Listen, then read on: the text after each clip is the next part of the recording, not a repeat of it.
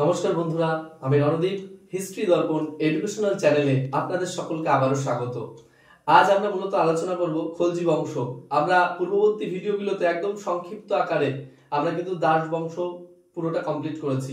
এবার আমরা খলজি বংশ শুরু করব। খলজি বংশের প্রথম শাসক ছিলেন জালালউদ্দিন ফিরোজ খলজি। 1290 থেকে 1296 তার শাসনকালের যে সময়, সেই সময়টা কিলঘড়ি প্রাসাদের যিনি শাসক ছিলেন কাইকোবাদ, তাকে কিন্তু তার প্রাসাদে নিয়ে এসেছিলেন 1290 সালেই। কিন্তু সেই সময় তিনি প্রাসাদে আসার পর কাইকোবাদকে কিন্তু কেটে যমুনা নদীর জলে ফেলে তারপর তিনি কিন্তু খলজি বংশের সূচনা করেছিলেন 1290 সালে। 1290-তে কিন্তু তিনি যখন এসেছিলেন, তিনি কাইকোবাদের রয়্যাল বডিগার্ড বা রাজকীয় দেহরক্ষী বা সরি জান্দার হিসেবে এসেছিলেন।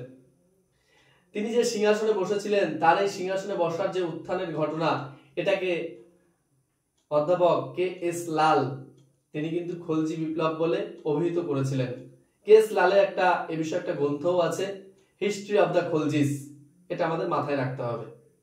আর এটাও আমাদের মাথায় রাখতে হবে, জালালউদ্দিন ফিরোজ খলজিকে কিন্তু ক্লেমেন্সি শাসক বা কৌতূহলী শাসক বলা হতো। তিনি 1292 সালে মঙ্গল নেতা আব্দুল্লাহ খাঁকে কিন্তু তিনি হত্যা করে তিনি কিন্তু মঙ্গলদের পরাজিত করেন। এরপরেও যদি দেখতে পারি, তিনি দেওয়ানি ওয়াকফ ধর্মীয় দানের জন্য এটি কিন্তু প্রতিষ্ঠা করেন। এছাড়াও আমরা দেখতে পেরেছি যে 1296 সালে আলাউদ্দিন দেবগুরি রাজ্য যখন অভিযান করেন, তিনি কিন্তু তখন জালালউদ্দিন ফিরোজ খলজির কাছ থেকে কোনো পরামর্শ নেননি। আর পরবর্তীতে আমরা এটাও দেখি 1296 সালে আলাউদ্দিন খলজি তার দুজন ব্যক্তিগত সৈনিকের মাধ্যমে একটি স্থানে কাকাকে দেখা করার নাম বলে তার কিন্তু মুন্ডচ্ছেদ করে তার অবসান ঘটিয়ে 1296 সালে আলাউদ্দিন খলজি সিংহাসনে বসে নিজেকে স্বাধীন সুলতান বলে ঘোষণা করেন। এভাবেই 1290 থেকে 1296 পর্যন্ত যে সময়কাল, এটাই ছিল জালালউদ্দিন ফিরোজ খলজির সময় পিরিয়ড। তা তোমরা অবশ্যই এখান থেকে এই প্রশ্নগুলো পড়ে রাখবে যে জালালউদ্দিন ফিরোজ খলজিকে ক্লেমেন্সি শাসক বা কৌতূহলী শাসক বলে। হিস্ট্রি অফ দ্য খলজিস বিখ্যাত গ্রন্থ কে এস লালের এই টাইম পিরিয়ডেই লেখা।